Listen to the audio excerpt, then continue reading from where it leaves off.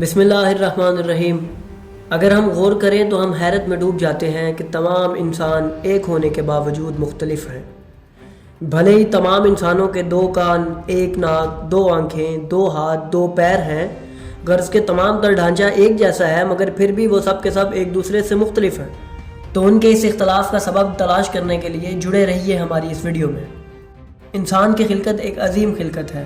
اس میں بہت سے راز پوشیدہ ہیں جن کو جاننا ہم سب کے لیے ضروری ہے۔ یہ کوئی اتنی سادہ مخلوق نہیں کہ اس کا بن جانا کوئی عام خبر ہو، بلکہ اس کے جسم کا ایک ایک خلیہ اپنے اندر مکمل کہانی سموئے ہوئے ہے، اور وہ اپنا ایک الگ طرز تخلیق رکھتا ہے، اور ہر عضو دوسرے سے مختلف ساخت و افعال کا حامل ہے۔ انسان بھلے ہی کھربوں کی تعداد میں ہوں، مگر سب کے سب ایک دوسرے سے الگ ہوتے ہیں۔ ان کی شکلیں، ان کی عقلیں، ان کی پسند ناپسند سب ایک دوسرے سے ممتاز ہوتی ہیں۔ ناظرین، جب اللہ نے انسان کو خلق کرنے کا ارادہ فرمایا تو حضرت جبرائیل کو حکم دیا کہ زمین سے مٹھی بھر خاک اٹھا کر لائیں۔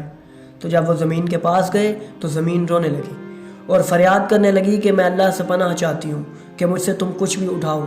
پس وہ خالی ہاتھ واپس آ گئے۔ اس کے بعد اللہ نے جناب اسرافیل کو حکم دیا کہ وہ زمین کے پاس گئے۔ ان کے ساتھ بھی یہی ماجرا پیش آیا۔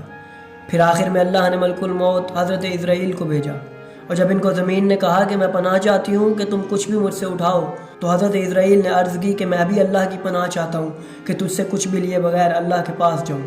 پس انہوں نے مختلف جگہوں کی خاک مٹھی بھر اٹھائی اور چلے گئے۔ ناظرین، جب رسول اکرم صلی اللہ علیہ وآلہ وسلم سے اس عظیم ترین راز کے بارے میں پوچھا گیا تو کئی ایک سوالات نے جنم لیا۔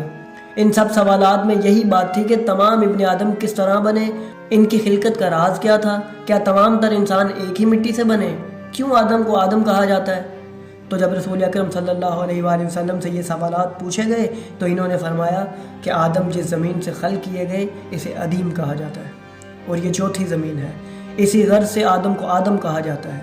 بس تمام انسان مٹی کی طرح ہیں۔ جس طرح ہر جگہ کی خاک ایک طرح کی نہیں ہوتی، جیسا کہ کوئی شوریدہ ہوتی ہے تو کوئی زرخیز، کوئی نرم ہوتی ہے تو کوئی سخت، ہر ایک کا رنگ بھی ایک دوسرے سے مختلف ہے، تو اسی طرح اللہ رب العزت نے انسانوں کو بھی مختلف حصوں کی خاک سے پیدا فرمایا، اس لیے وہ سب ایک دوسرے سے مختلف ہیں۔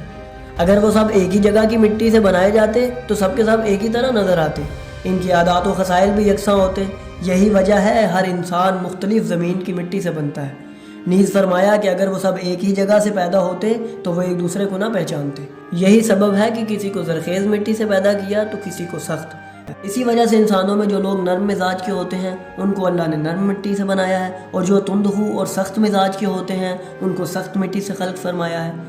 جب امام جعفر صادق علیہ السلام سے پوچھا گیا کہ آدم کو پانی اور مٹی کے ملاب سے کیوں پیدا کیا گیا، کہ پہلے اسے خمیر کیا گیا، پھر تیار کیا گیا، پھر خشک کیا گیا، تو انہوں نے ارشاد فرمایا کہ یہ ابن آدم کی محنت اور مزدوری کی طرف اشارہ تھا کہ ان کی زندگی سختیوں اور کام کاج سے عبارت رہے گی۔ اس کے برعکس حضرت حوا کی خلقت نہایت آسان تھی، جس کا مطلب بھی یہی تھا کہ عورت کی ہمت مردوں کے مقابلے میں پست ہے، لہٰذا ان کی گھروں میں حفاظت کرو۔ اب حضرت حوا کی خلقت کیسے ہوئی؟ کیا وہ آدم کی پسلی سے پیدا ہوئی یا ان کی باقی ماندہ مٹی سے؟ حوا کو حوا کیوں کہا جاتا ہے؟ عورت مرد کے مقابلے میں کم حصہ کیوں لیتی ہے؟ اسے طلاق کا حق کیوں نہیں؟ نیز اس طرح کے مزید عورت کی خلقت کے سربستہ رازوں کو تلاش کرنے کے لیے ہمارے چینل کو سبسکرائب کریں اور بیل آئیکن کو بھی کلک کریں تاکہ مزید آنے والی تحقیقی ویڈیو سے آپ مستفید ہوتے رہیں۔